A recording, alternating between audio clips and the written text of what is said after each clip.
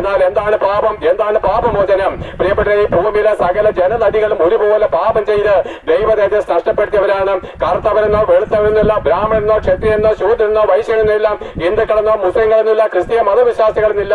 ഈ ഭൂമിയിലെ പരപ്പിലുള്ള സകല ജനങ്ങളും ഇന്നുള്ള 850 കോടി ജനങ്ങളും ഒരുപോലെ ദൈവത്തിന് മുമ്പിൽ കുറ്റക്കാരാണ്. പാപം ചെയ്ത് ദൈവതേജസ് നഷ്ടപ്പെടുത്തപ്പെട്ടവരാണ്. ഇന്ന് വരെ ഭൂമിയിൽ ജനിക്കുകയും മരിക്കുകയും ചെയ്ത എല്ലാവരും ഒരുപോലെ പാപത്തിൽ ജനിച്ചവരാണ്. എന്തുകൊണ്ടാണെന്ന് അറിയാമോ? മനുഷ്യന്റെ ചരിത്രം നിങ്ങൾ പഠിക്കണം.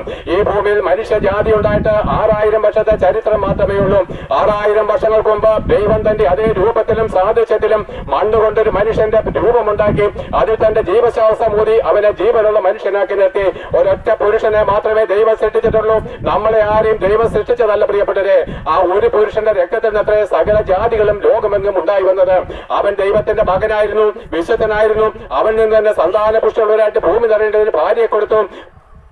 ഭൂമിയിലെ സകല അധികാരങ്ങളും അവന് കൊടുത്തിരുന്നു. ആകാശത്തിലെ പർവ്വജാതികളുടെ മേലും സമുദ്രത്തിലെ ജീവജന്തുക്കളുടെ മേലും നിലത്തെഴിയുന്ന എല്ലാ ഉരകജാതികളുടെ മേലും വാഴുവാനുള്ള അധികാരം കൊടുത്തിരുന്നു. എന്നാൽ അവൻ പാപം ചെയ്ത് ദൈവത്തെ തള്ളിക്കളഞ്ഞ് അവൻ സാത്താന്റെ മകനും സന്തതിയും പാപിയുമായിട്ട് ദൈവത്തിന്റെ ശത്രുവായിട്ട് സ്വർഗത്തിൽ നിന്ന് പുറത്താക്കപ്പെട്ടു.